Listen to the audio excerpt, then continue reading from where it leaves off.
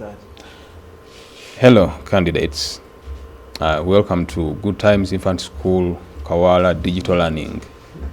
This is your teacher, teacher Secretary Patrick. He's going to take you through the first digital learning English language lesson. Today, we are going to talk about conditionals. This is something that we have discussed over time in other classes, so we are only building on what you have already been taught in the previous classes.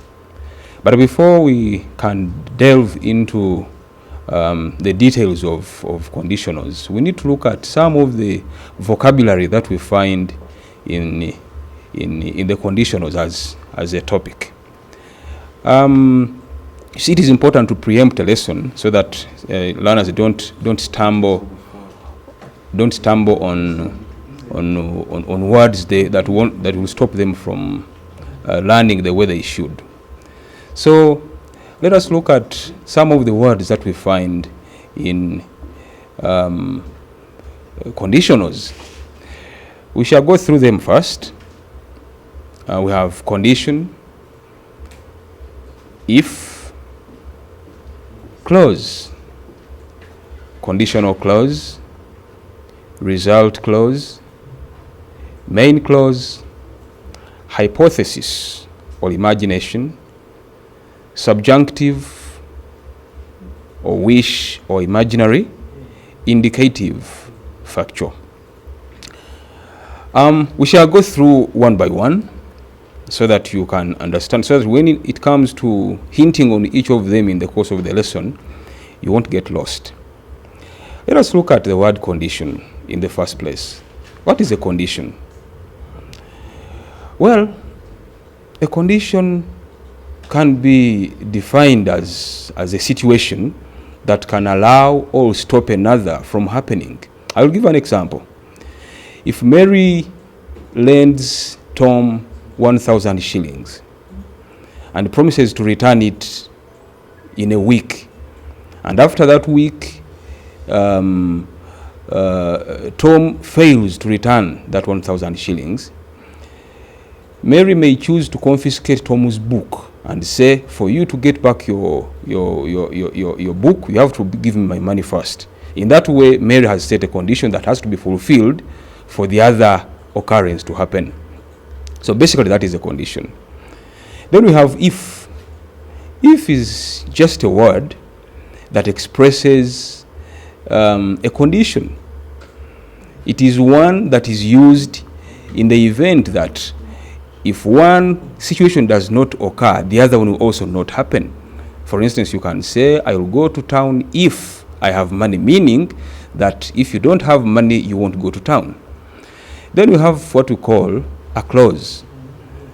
A clause is a group of words that make part of a sentence containing both the subject and the predicate. Now, I'll expound a bit here because I've brought new things in the process of trying to define what a clause is. I've talked about the subject and the predicate. Now, when you are talking about something, when you're constructing a sentence, there is a talking point in the sentence.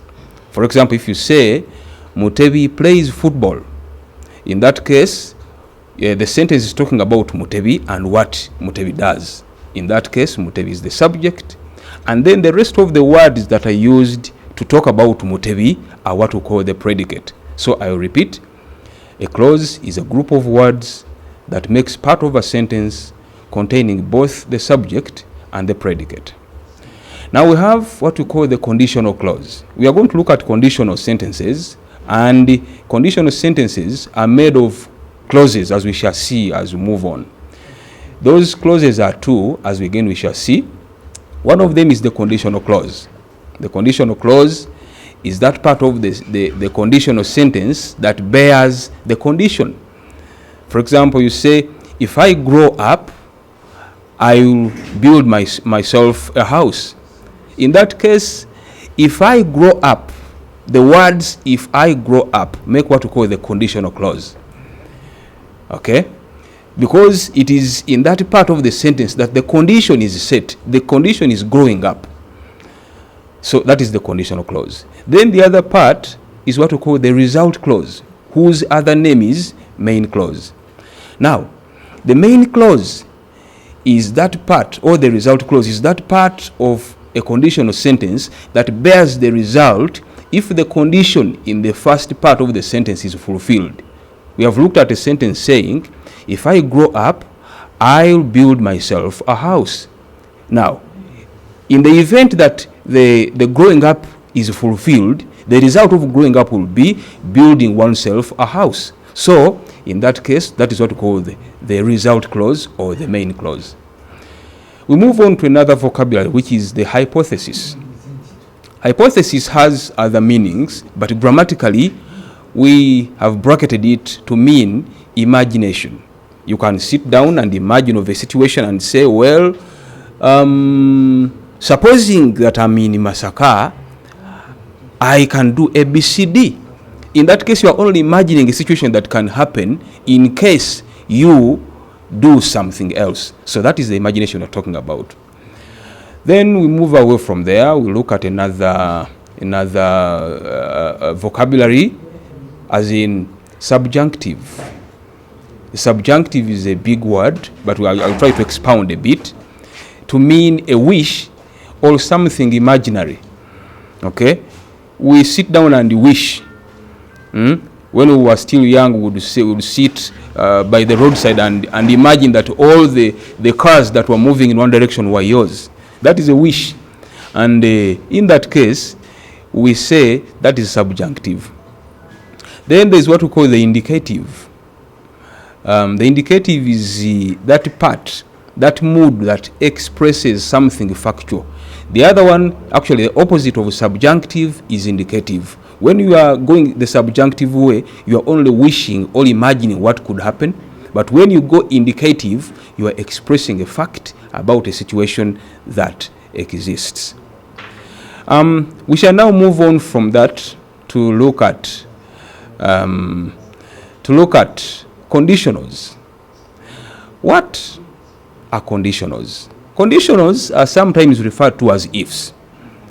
I don't want to call them ifs as such because we have so many other conditionals which do not have the word if, because what qualifies a conditional to be referred to as an if is the presence of the word if in the conditional clause of that sentence. But we have so many other conditionals that don't have the word if.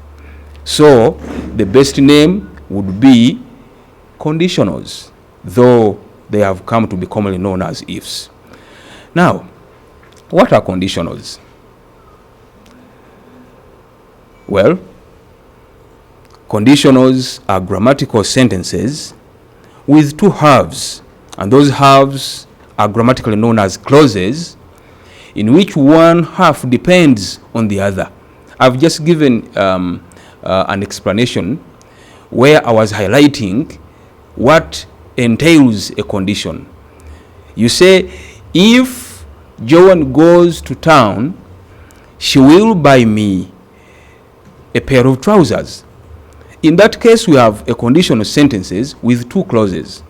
Okay, we have the first clause which says if Joan goes to town, and then the second clause which says she will buy me a pair of trousers. So the first clause starts from if Joan goes to town, and it ends there. Then the second clause starts from she will buy me a car, and then it stops there. So those are the two clauses. So a combination of those two clauses, the conditional clause and the main clause, gives us what we call a conditional sentence.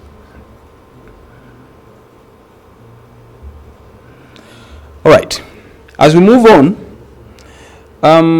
we shall ask ourselves a question. What are the clauses that make up conditional sentences? Well, I repeat what I just stated.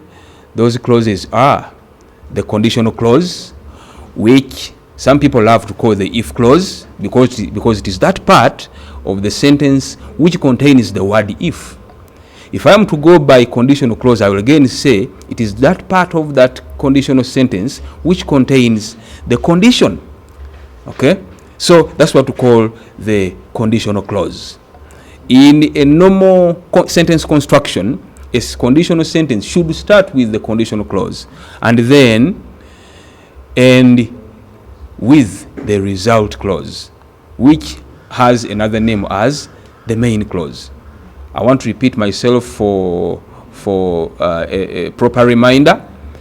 The result clause is that part of the sentence which contains the result that comes if the condition set in the first part of the sentence is fulfilled. That's why it is called the result clause. You may call it the main clause also because it is the one that contains the main intention of the speaker. When you say, if I grow up, I will buy myself a car, the intention of that speaker is to buy a car. But in order to buy that car, the speaker must have to grow up first. So growing up first is the condition, and then constructing a house or buying a car is the result. Or it is the main intention. That's why we call it the result clause or the main clause. As we move on, we come across many other questions concerning conditionals. Here is another one. How many types of conditionals does the English language have? Someone might, develop such a question. Well, here is the answer. The English language has got 5 types of conditionals. Then someone might ask, what are those types? They are as follows. First, we have the zero conditional, or you can call it conditional zero.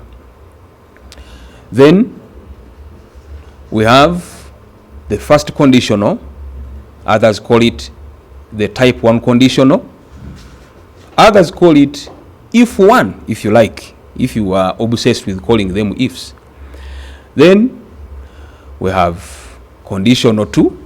Others call it the type 2 conditional. Then we have conditional 3. Others call it the type 3 conditional. And finally, we have the mixed conditional. Those are the 5 types of conditionals that we have in the English language. I will expound on that a little later as we move on.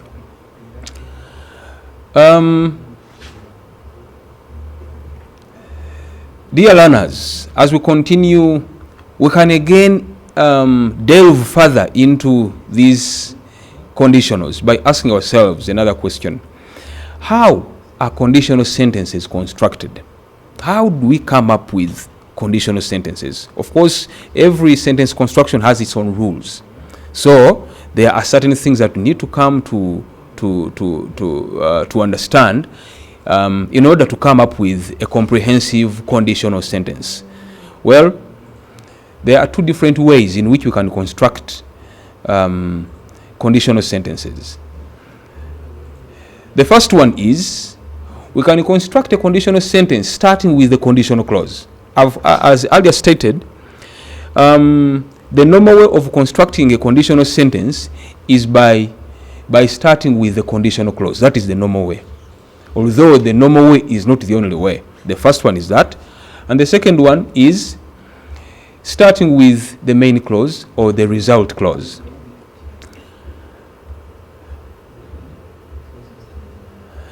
This is very important, dear candidates. When a conditional sentence starts with the conditional clause, a comma must be supplied in the middle to separate it, to separate that conditional clause from the result clause.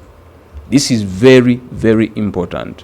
When you are being examined, after you have sat for an examination, there are certain things, because this being a language, we pay great attention to punctuation. Now, when you start your sentence with a conditional clause, for example, if you say, if I see my mother, I will thank her for the help she has given me. In that case, the moment you reach the word mother and finish it, you must supply that comma. And if that comma is not there, definitely you will get the answer wrong. That's why I said it is very, very important. Forgetting that comma is committing suicide. All right. Another important aspect here, we need to look at the examples, because it is important that we look at the examples to see what we have explained up there and how applicable it can be. We have said that the moment we start our sentence with a conditional clause, we must supply a comma in the middle. Now, let us go through this sentence together. If I meet my teacher, comma, for purpose of emphasis, I will mention it. If I meet my teacher, comma, I will give him a gift. Well, a learner may appreciate the teacher for the job well done and wishes to offer them a gift. Now, in this case, we look at the sentence and we look at the fact that the sentence has begun with the conditional clause, and after the word teacher, because the word teacher marks the end of the conditional clause, a comma has been supplied. And then the sentence ends with the result of meeting that teacher, because the intention of the candidate may be, let me say the candidate, is to give the teacher a gift. So after meeting the teacher, the learner will go on to give them a gift. So that is sentence example number 1. Let's go through example number 2. If she grows up, she will buy her parents a car. Again, the same thing. As you can see, the bolded part of the sentence, which is the conditional clause. After it, there must be a comma. Dear candidates, as I said earlier, you must pay great attention to punctuation. Some candidates are so careless that after writing a sentence, they don't even read through to ascertain if they have punctuated properly or not, which is very, very bad. Because a candidate labors to construct a very good sentence, but then spoils it by failing to punctuate it. So that comma in the middle is very important the moment the sentence starts with the conditional clause. We shall go to example number 3. We shall go through it together. If they visit the accident victims, if they visit the accident victims, they will feel very sad. Well, whatever it is, you may visit an accident victim and you feel good that they are still alive. But maybe after looking at the extent of the injury sustained, you can feel bad. But our focus is on the punctuation by supplying a comma in the middle to separate the conditional clause from the main clause or the result clause. That is very, very important. Please take note of that to avoid making cheap mistakes. There's something very important here as well.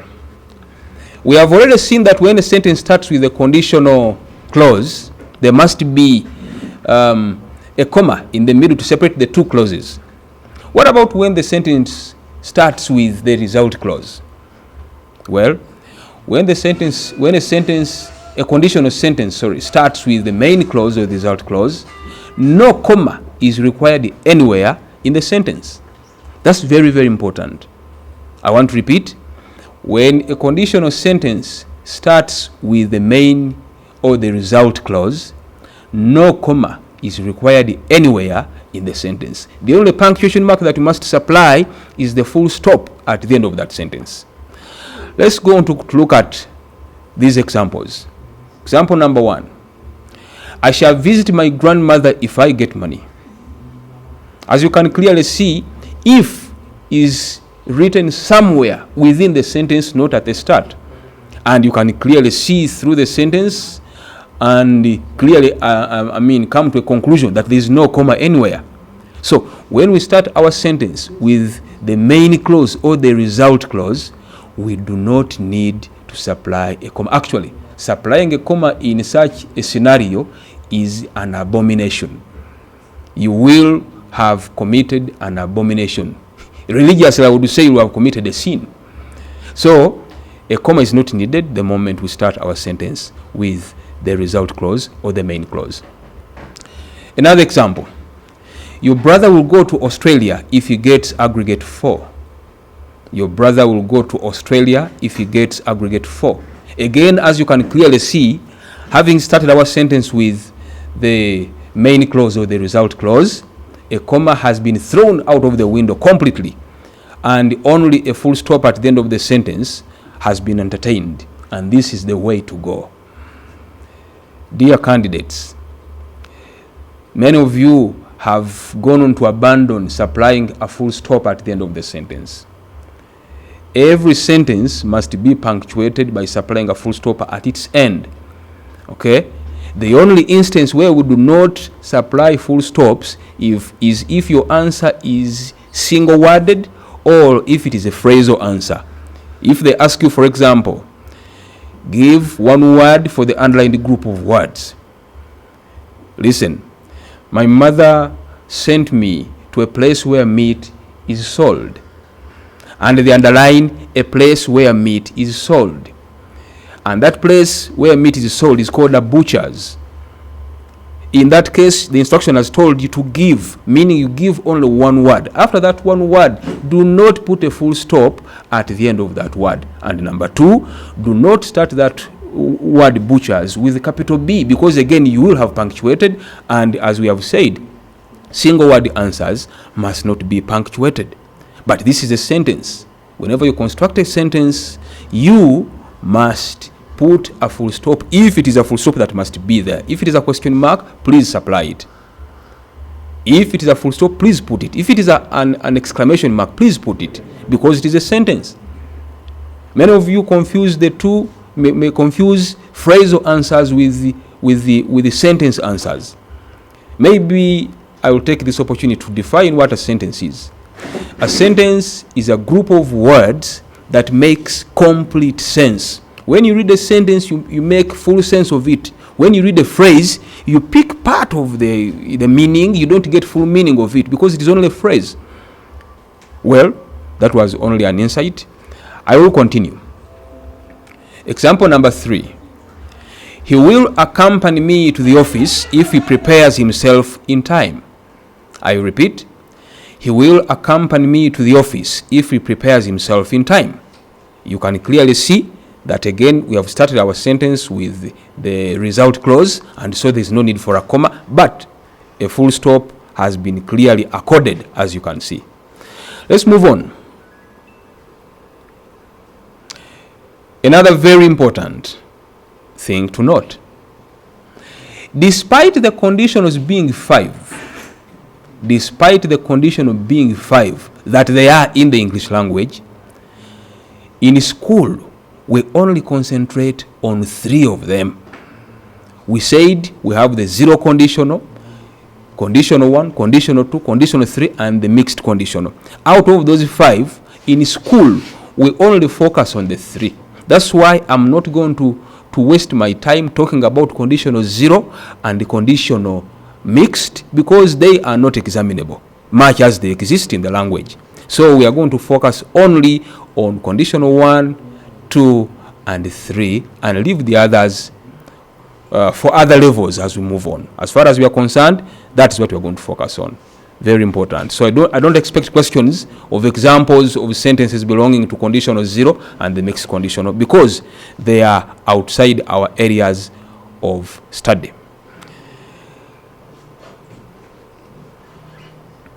Those conditionals I've just mentioned are here listed. There's conditional 1, which has another name called type 1 conditional, or which others love to call if 1. Then we have another conditional, which is the conditional 2, which others love to call type 2 conditional, and others who are obsessed with if love to call it if 2. And then we have conditional 3, which others call type 3 conditional, or if 3 if you like. So those are the 3 conditionals you are going to focus on. Let's forget about the others, much as they too exist in the language. Now, having looked at all that, I want to give you a piece of work to do for me. The first assignment, it is now about construction. We have not gone into the nitty-gritty of looking at at rewriting from one part of the conditional into another. No, we are still looking at coming up with grammatically upright sentences in conditional 1. So I would like you to construct for me 10 sentences in conditional, in any conditional. Well, if you like, I need you to construct 10 sentences in any conditional that you may want to use, beginning with the results clause.